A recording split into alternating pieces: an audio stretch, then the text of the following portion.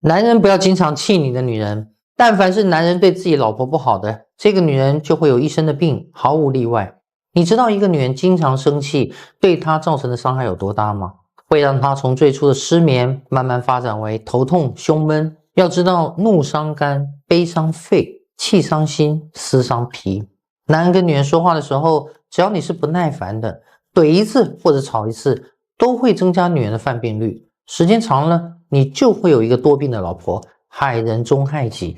所以下次遇到矛盾的时候，多心疼她一点，多站在妻子的角度思考一下。你的一个表情、一个动作、一句话，是能够让对方的心情瞬间变好，这其实也是你的功德。只有好好的爱妻子，你才会有一个幸福美满的生活。因为亏妻百财不入，家和万事才兴。我是百成刚，关注我，做个幸福的女人。你欺负这个女人吵架无处可去，你欺负她舍不得孩子不敢和你离婚，你欺负她背后没人替她撑腰。但你知道吗？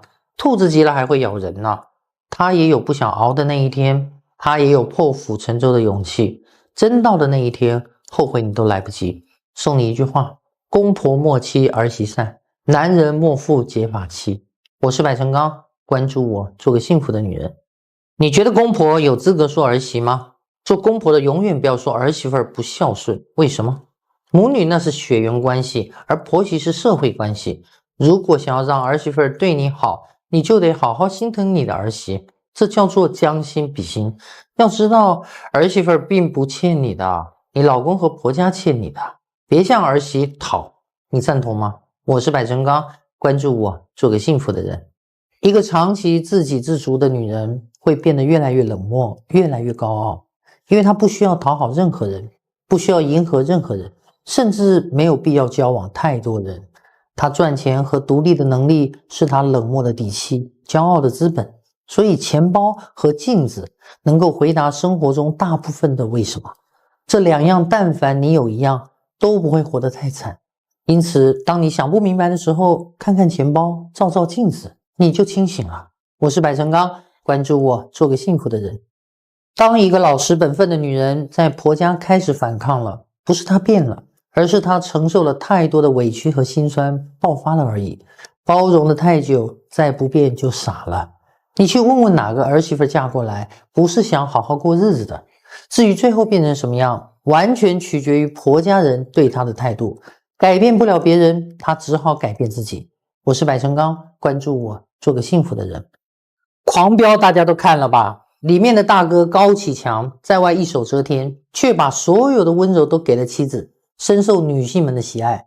虽然他不是个好人，但他对妻子的一往情深、宠溺，值得所有男人学习。他都能明白妻管严是很幸福的一件事，即使在外再狠、再呼风唤雨，回到家里仍会对妻子撒娇说：“没有你我不行的。”他所有的偏爱都给了一个女人。你看高启强地位高不高？有没有钱？面临的诱惑大不大？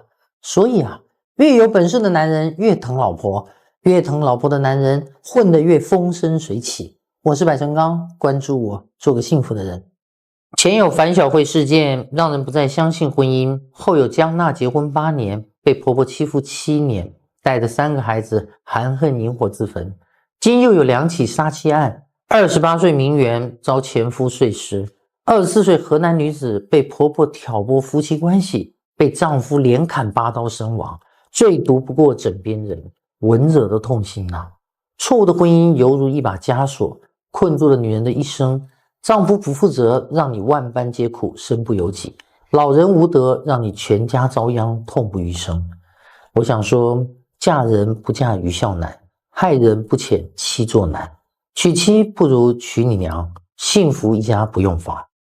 能把女人逼得想要离婚的男人，都逃不过这5种表现，尤其是最后2条。第一种，自己媳妇说的话不相信，不愿意听，好像害他似的，外人一说啥都听啥，都信。媳妇找他干点啥，不是这忙就是那有事儿，外人一叫随叫随到。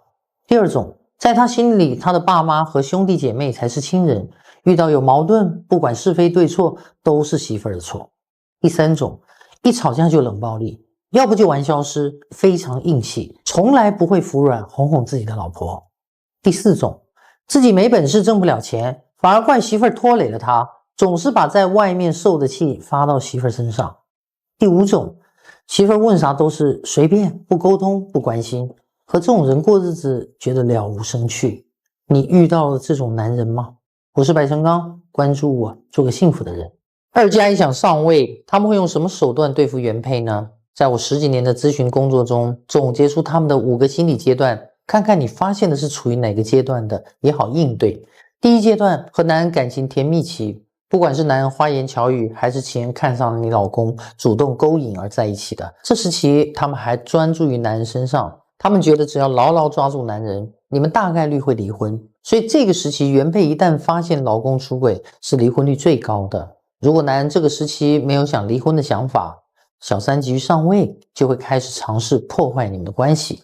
第2个阶段，和男人亲密时期，这个时候很多三姐觉得他们的感情进入了稳定阶段了，看男人没有打算给他名分的迹象，低情商的就会1哭2闹3上吊，逼男人离婚，这种的都好对付，原配只需要做好自己就行了，男人会自己受不了，想尽办法摆脱他的。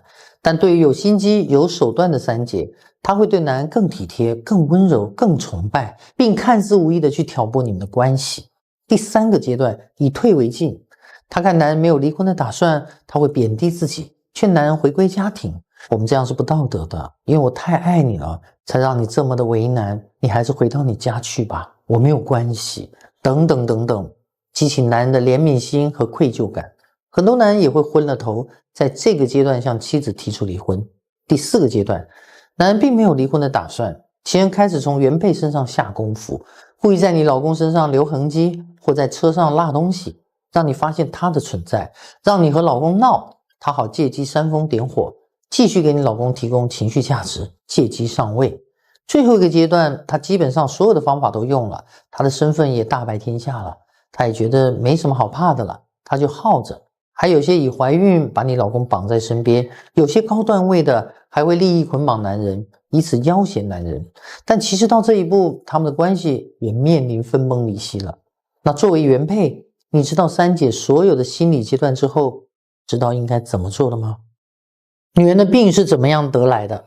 焦虑症是太要强要出来的，抑郁症是钻牛角尖钻出来的，失眠是爱乱想疑心出来的，胃不好是怨出来的，肝不好是怒出来的，乳腺和结节是气出来的。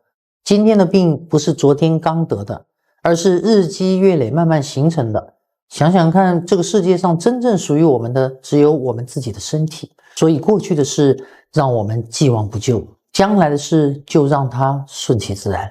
我是白成刚，关注我，做个幸福的人。